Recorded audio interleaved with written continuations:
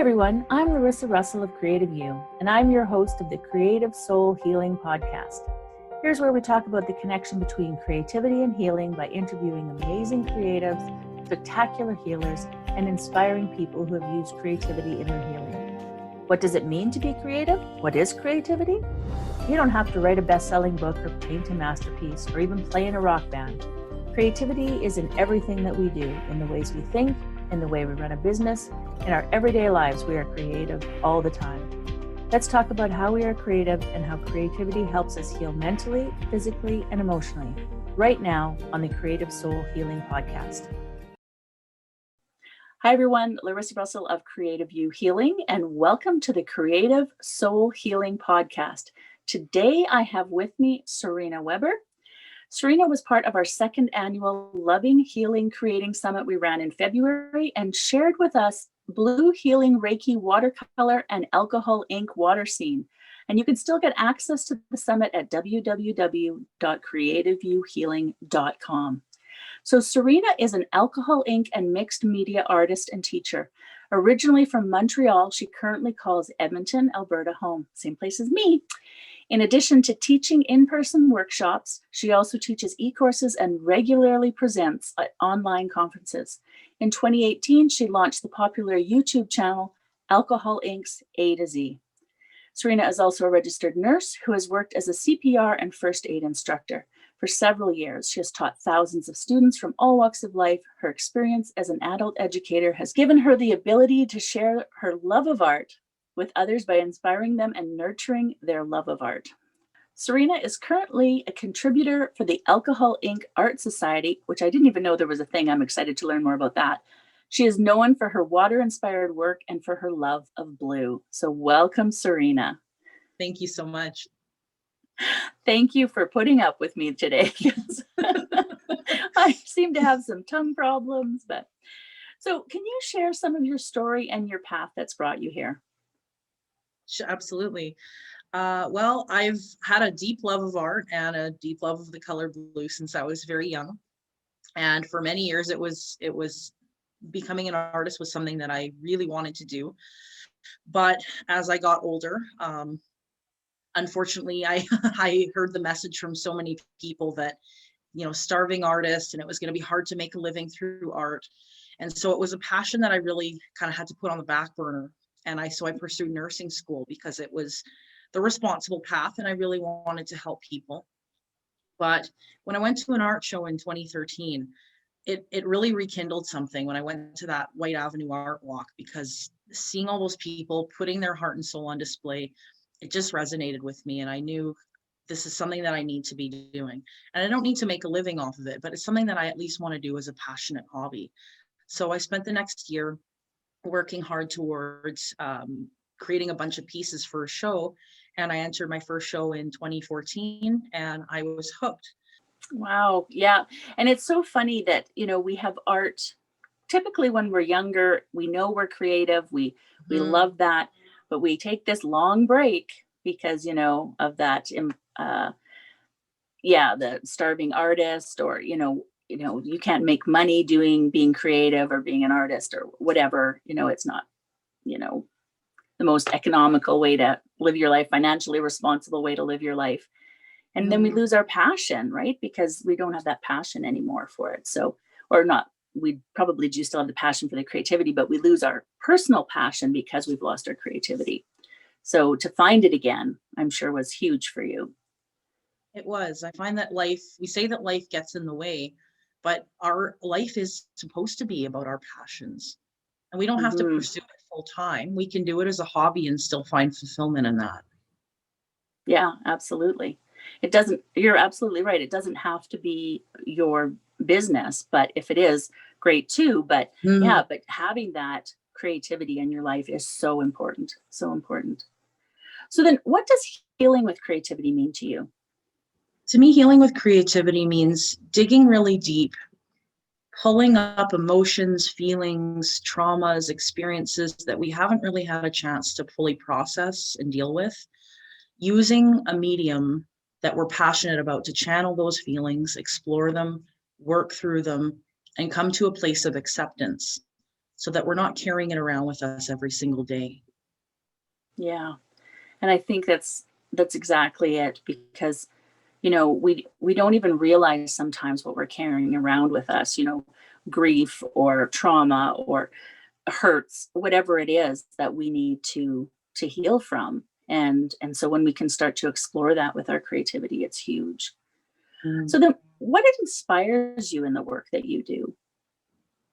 I find two major inspirations for my kind of work, and the number one inspiration is water. I've always found water, the ocean, the sea, lakes, any bodies of water very healing. And there's something about the color blue that I think is very profound. I use it in my Reiki healing work. I use it in my art classes extensively. There's something about it that takes people from a place where they're angry, hurt, sad, and it just draws them into a much gentler headspace where they can sort through their emotions a lot easier. Mm-hmm. So that's the first inspiration. And the other one is grief. As a nurse and as somebody who's experienced a fair bit of grief, I've had a number of friends and family die very early and very suddenly. I've come face to face with death quite a bit, and I find that as a society we don't accept it, we don't discuss it. It doesn't have a place out in the open, despite being something that almost everyone has dealt with and everyone will deal with at some point. So I like being able to combine those two mediums into something beautiful. Yeah. And just before we started, we were talking about grief and how people handle it and different things and I think if you can be open to exploring your grief, which can be so hard to do because you're grieving and everything hurts, like literally everything hurts. Um, so exploring it does not always seem like a great option, but if you can, oh my God, it can be so freeing and so healing to do that. Yeah. Yeah, absolutely. And so then what are your thoughts on monetizing healing and or creative works? Because a lot of people really struggle with that. I don't think there's anything wrong with it any more than a psychologist or psychiatrist monetizing helping people, any more than me monetizing, caring for somebody in the hospital as a nurse. I think that there's a huge need for people that are healers in various modalities. And I don't think that there's anything wrong with people, help trying to make a living off of that, because we all want to help people, we all want to do it without having a charge, but the reality is we still have bills, we still need to make a living ourselves. Yeah. Yeah. And I've found as I've talked to people about this repeatedly, this is one of the questions I asked this year. Um, as I talk to people about it, the people who've been doing it for a little while recognize that, but I think as you're coming into work as a healer or putting your art out there, your creativity out there, you really shy away from it. You really don't want to, you don't think it's valuable enough. You don't think you're good enough, right? So I think it's really important that we start to normalize that art, creativity, healing, there's cost to that, right? And so if you value it, paying for it in whatever way, not necessarily money, but paying for it in some way, because it's also that energy exchange. So really Absolutely. important. It's an Yeah. energy exchange, it's a time exchange. You're giving somebody a chunk of your time. Our time is precious. And when you're spending, 1, 2, 3 hours with somebody, you're using supplies that cost a fair bit of money. I think that getting compensation for that isn't a dirty thing to want. I think it's perfectly acceptable to want compensation. Mm-hmm. Yeah, absolutely. So what creative healing modality do you use the most for yourself? Fluid mediums. So I would say watercolor and alcohol ink. Occasionally I'll combine them with pastes and gels such as crackle pastes and Mhm. fiber paste, things of that nature. But I would say that the fluid mediums and charcoal are the ones that draw me the most. That's interesting that you say that, knowing that water is your healer, and then the fluid mediums, it just so fitting, right? we had a little discussion earlier about Remains, cremains. yes. Yeah, so the ashes of someone, and so the charcoal immediately made me think of that. Mhm. And it was just like, oh, that's so fitting. That's so fitting. So then what are you the most proudest of in your life? Becoming an art teacher was probably one of Mhm, the most rewarding experiences. I always love teaching. I love teaching CPR and First Aid because it's very meaningful for me. And mhm, being an art instructor is almost more profound because I'm enabling somebody, I'm giving somebody else the tools to be able to not only deal with their struggles, deal with their emotions, but I'm giving them the tools to be able to do that again and again. They can go mhm. home, they can explore it on their own time when there isn't somebody watching. They have that ability to explore their grief however they want. And that to me is incredibly rewarding. Yeah, I can imagine. I've sort of referenced this conversation we had before we started, and so maybe we should back up a little bit and share with people what we were talking about, the grief work that you do with people. Do you want to share a little bit about that? Absolutely. So it was a niche that I sort of started to fall into. Well, again, because I've personally dealt with so many early tragic deaths, probably over 20 now, and I've had to face death head on so many times, and I found that this put me into contact with many other people that had experienced deaths, and some of them were incredibly fast and traumatic, and I found that many of these poor people were so isolated because we're not comfortable discussing death. And there's something about grieving where people will just flock to a grieving person in the first few days. And that's usually when the person is the most overwhelmed, the most in shock, and least able to process their emotions. But it's in the following weeks and months that they really need that support because they're starting to unravel and detangle all of those intense emotions. And that's when people are least comfortable coming over and saying, hey, talk about this with me. So I Mhm, like helping people with that. I like helping them explore their grief, explore all of the feelings that they've been carrying in their body, and using the water to unravel, detangle those emotions, and maybe even let some of that grief go. mhm. Yeah. And, I had stated also as someone who's lost a spouse and that grief that you go through, I've lost a mother and numerous friends as well, but, those closer ones tend to rock us a little differently. Um, Mhm. and that grief is just, overwhelms you. So if you can actually step into the grief to do the healing work, amazing what can happen. Most of us are Mhm. afraid to do that, and our society is not really open to that for the most part, right? Like it's not like, oh yeah, let's go and actually feel those feelings. No, we're like, let's Mhm. pretend everything's okay. People don't know what to say to you, and you don't know what to say to other people because you're just an emotional mess. And so Mhm. yeah, if you can actually work through your grief, oh, wow, that would be so healing. So then, if you could change one aspect of our society through the work that you do, what would that be? If I could change one thing, it would be to Mhm, shift our discomfort with death and shift our discomfort with having uncomfortable conversations because it's human nature to want to shy away from any sort of discomfort. And I don't think that that's healthy or productive. I mean, I appreciated hearing you talking about the loss of your partner earlier. And when you lose mhm, somebody that's really close to you, it's like having a table and one or two of those legs suddenly gets kicked out from under that table. There's nothing left to take its place. mhm, And so we have a society full of people that are walking around and they're carrying some form of hurt in every fiber of their body, and they have no way of putting those pieces back together.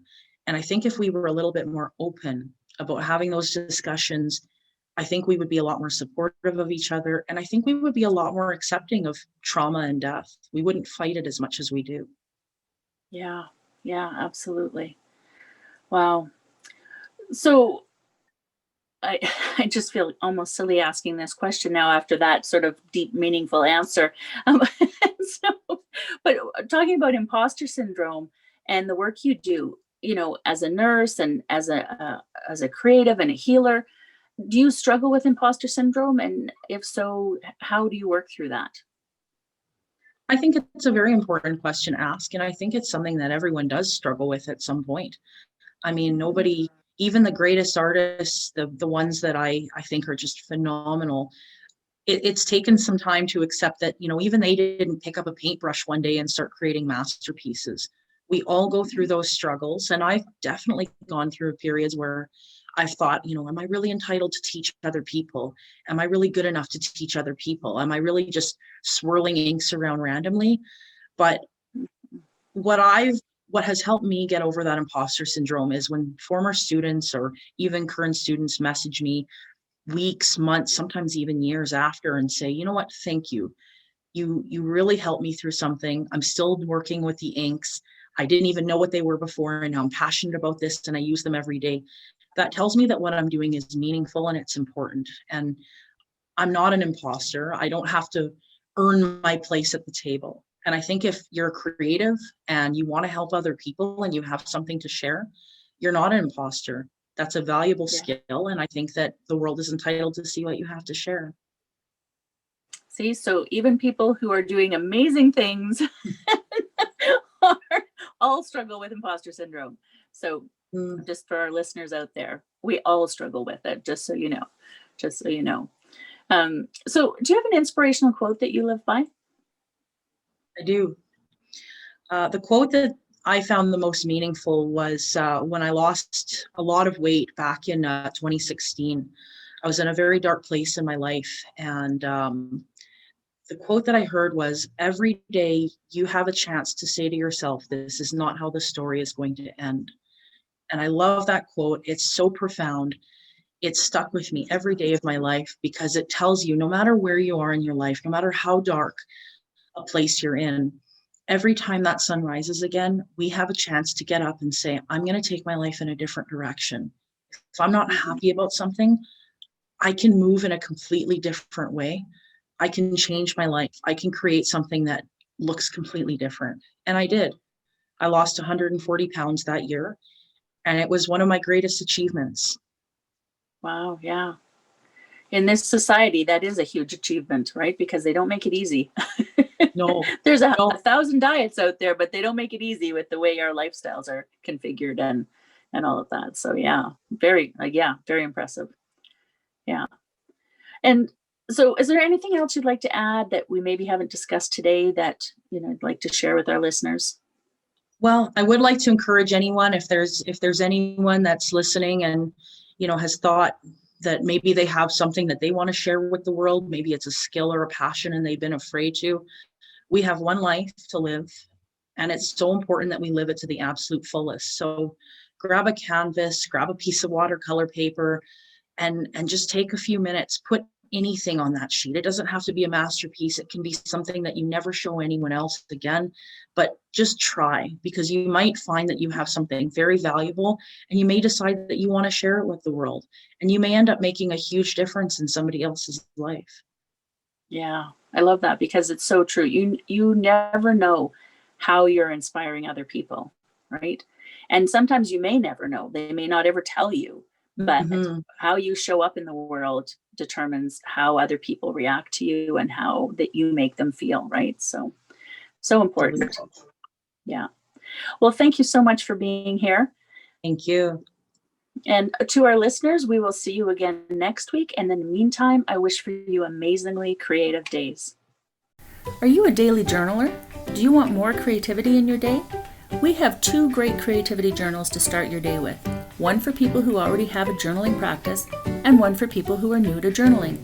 Both are an amazing way to start your day. Both make the perfect gift for a person in your life. Check out Have an Amazingly Creative Day and How Do I Have an Amazingly Creative Day?